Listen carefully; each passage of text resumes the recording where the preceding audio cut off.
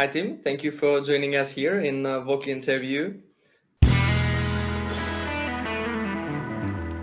The first question, you are maybe often seen as a sprint specialist, but I've read that your favorite distance is middle. So what is your goal for this year's WOC 2021? And what disciplines do you plan to run? Yeah, that's true. Actually, not many people know that. I love to run in the forest as well, and I think the middle distance is great fun. But my previous results have obviously been best in the sprint distance, and that will be my main focus this year at the World Champs. But I'm also looking forward to the long distance in the sandstone areas. I think it's really beautiful terrain, and I can't wait to run a long distance in it. Yeah, perfect. It's nice to hear that you are looking forward to long distance. You already had or having just now the opportunity to test the WOC terrains. What are your impressions? Yeah, exactly. I'm here for 3 weeks now to prepare for World Champs, and I've been quite lucky to have come here 3 times before this camp, before I even knew that World Champs was going to be in Czech Republic and in the sandstone areas. Just traveling with the Austrian national team and a local club in Austria, and coming because the terrain is fantastic. So I'm quite lucky to have spent maybe more time than others have spent in this terrain due to COVID. And I really love it. It's amazing. It's beautiful sightseeing, but also beautiful maps and beautiful terrain. So I'm looking forward to the races. Cool. If when I went back in time, I found out that my last JWOC was your first one, and you were just 15 that time in Poland. Okay. But yeah. 2 years long time ago.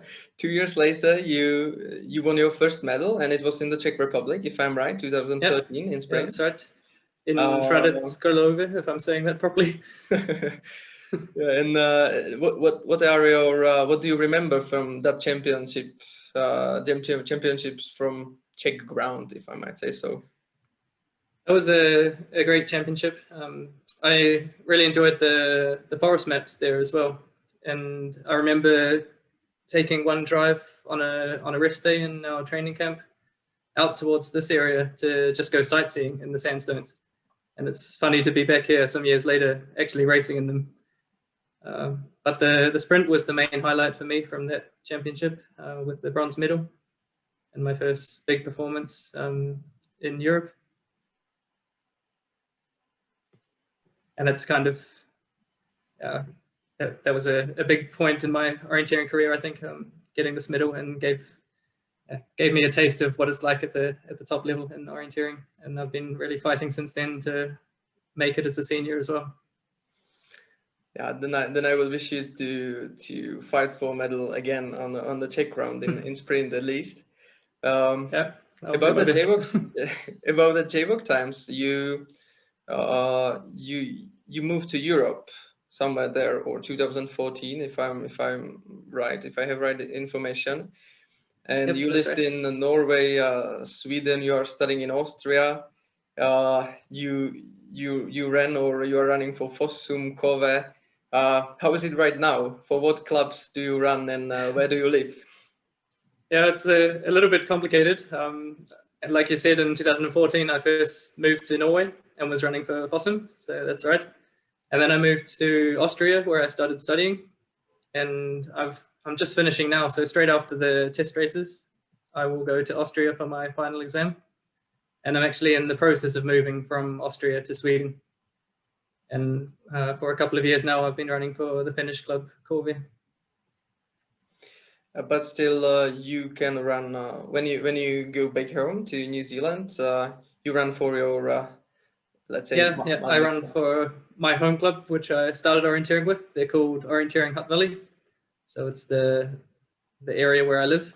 And then in Austria, I am racing for Pinkefeld, the same club as Gernot Kerschbaum.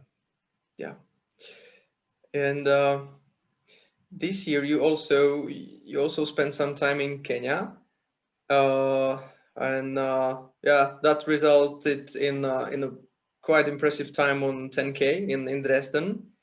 So I suppose the camp went well, or do you still feel some benefits coming from that time in Kenya? Yeah, it was a pretty awesome experience. I decided last minute, quite spontaneously, to travel there with some friends from Denmark, ex-orienteers. And the Czech team was there as well, and we were meeting up and doing a few trainings together while we were over there.